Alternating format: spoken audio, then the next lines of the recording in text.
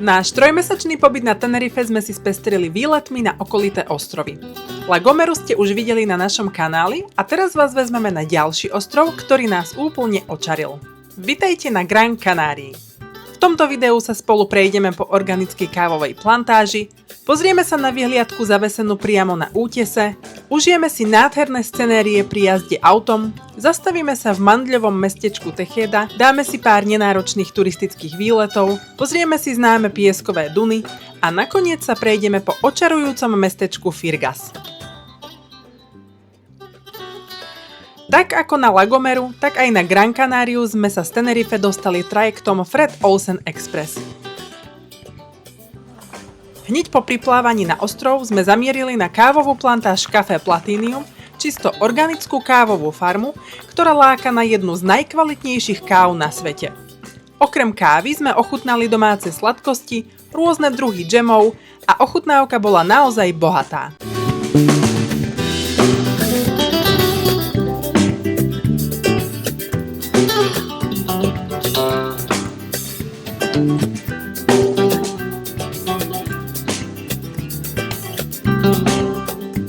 Neobyšli sme ani prehliadku plantáže. Okrem kávy tu pestujú aj širokú škálu tropického ovocia, ktorému praje klíma Kanárskych ostrovov.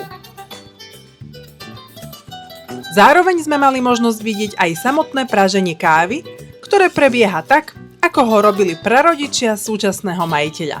Tento zážitok rozhodne odporúčame každému milovníkovi kávy.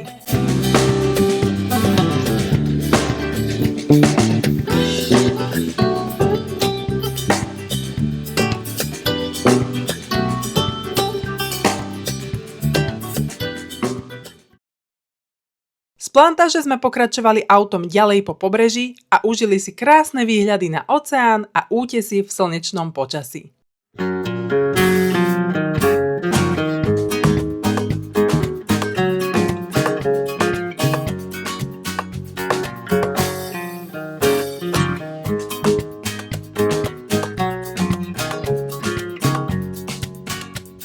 Našou ďalšou zastávkou bol Mirador del Balcón, úžasná vyhliadka na dramatické západné pobrežie Gran Canárie, kde sa strmé útesy zarezávajú priamo do oceánu. Úplne ideálne miesto na krátku zastávku aj fotky.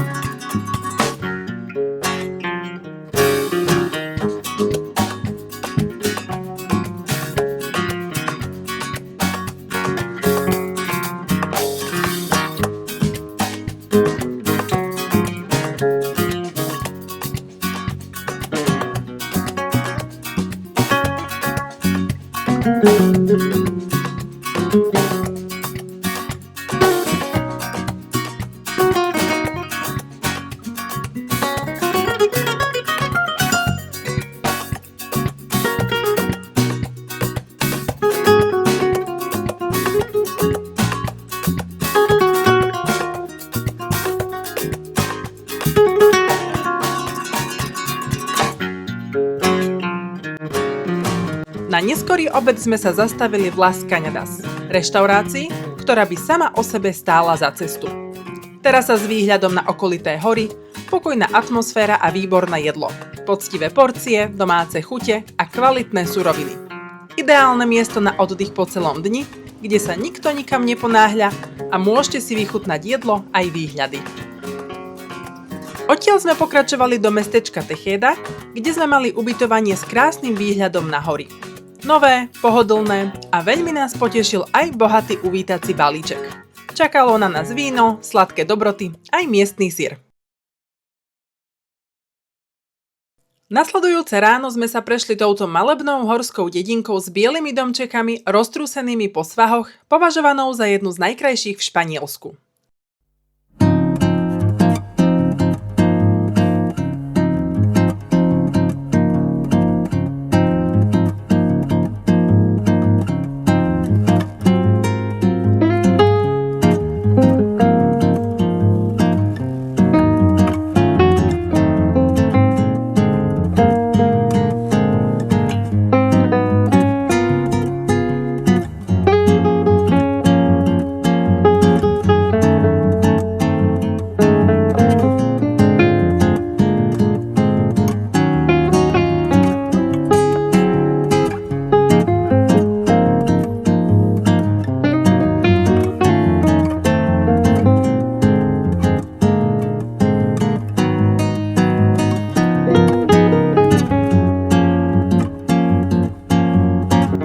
odštartovali raňajkami v legendárnej cukrárni Dulceria Nublo, preslavenej tradičnými kanárskymi sladkosťami, najmä ikonickými mandľovými koláčikmi, na ktoré sem chodia domáci aj turisti z celého ostrova.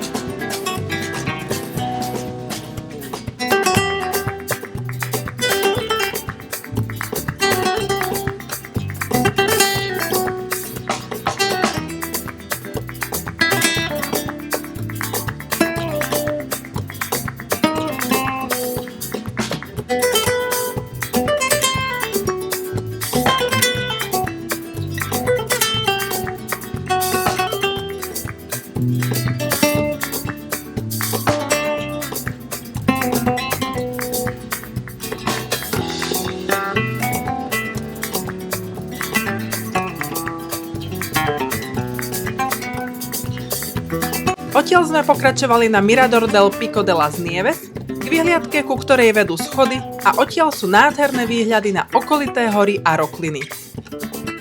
Trochu sme sa tam prešli a užili si horskú atmosféru.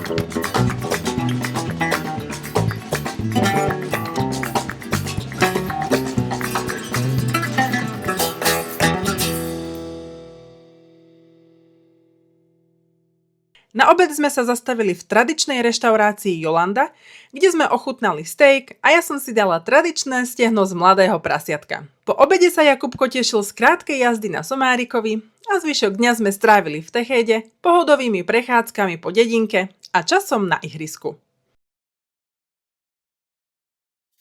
Ďalší deň začal opäť sladkými raňajkami v Techéde, po ktorých sme sa vybrali na Roque Nublo.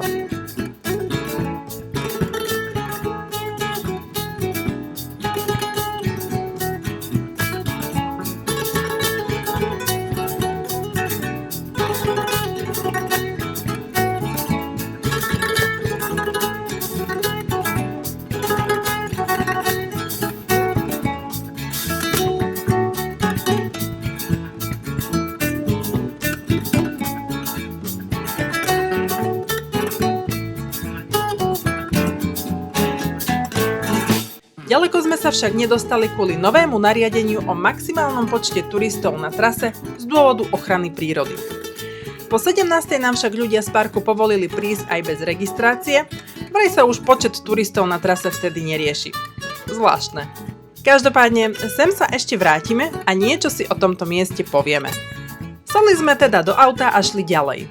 Po ceste sme narazili na neuveriteľný vyhliadkový bod Mirador Astronómico de la Degollada, ktorý je známy tým, že vďaka minimálnemu svetelnému znečisteniu patrí k obľúbeným miestam na pozorovanie hviezd a nočnej oblohy. O pár kilometrov ďalej nás už čakal úplne iný svet. Piesočné duny v Maspalomas. Toto minipúštne územie vzniklo navievaním piesku z pobrežia a je chránenou prírodnou rezerváciou, kde sa striedajú duny, lagúny a pobrežná vegetácia. Pohľad na vlny Atlantiku a v úvodzovkách púšť hneď vedľa seba je naozaj unikátny. V Maspalomas sme sa dlho nezdržali a zamierili sme na známu pláž Playa de Amadores, umelú zátoku so svetlým saharským pieskom a pokojnou, plitkou vodou, ideálnou pre rodiny. Bola plná ľudí a mala typickú dovolenkovú atmosféru. Perfektný kontrast k veternému Maspalomas. A tento deň ešte nekončí, pretože sa vraciame na Roque Nublo. Roque Nublo je jedným zo symbolov Gran Canárie. 80-metrový vulkanický monolit, ktorý sa vypína vo výške okolo 1800 metrov nad morom. Vznikol pred miliónmi rokov ako pozostatok po intenzívnej vulkanickej činnosti a kedysi slúžil ako posvätné miesto pôvodných obyvateľov ostrova.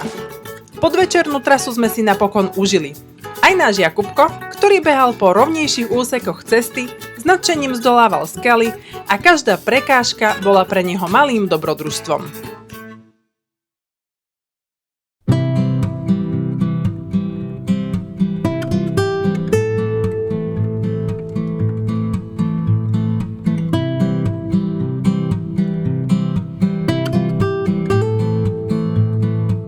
Kvôli pokročilému času a čoraz náročnejšiemu terénu sme sa však rozhodli neísť až úplne hore. Otočili sme sa pod Roque Nublo a hoci sme tento raz nezdolali samotný vrchol, výlet vôbec neľutujeme. Trasu sme si naplno užili celá rodina. A toto sú už definitívne posledné zábery z tohto dlhého, zážitkami nabitého dňa.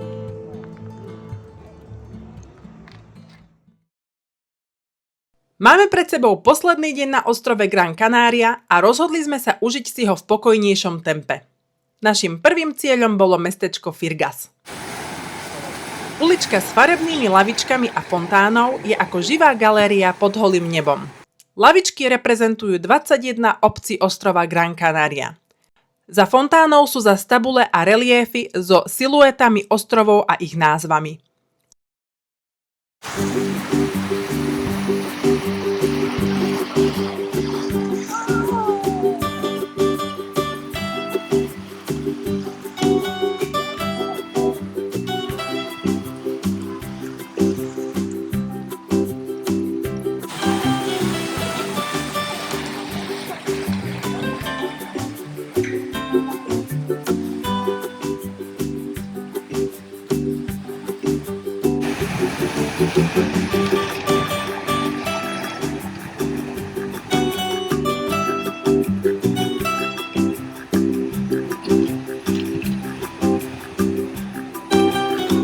Úplne poslednou zastávkou pred návratom na Tenerife bola botanická záhrada Jardín de la Marquesa.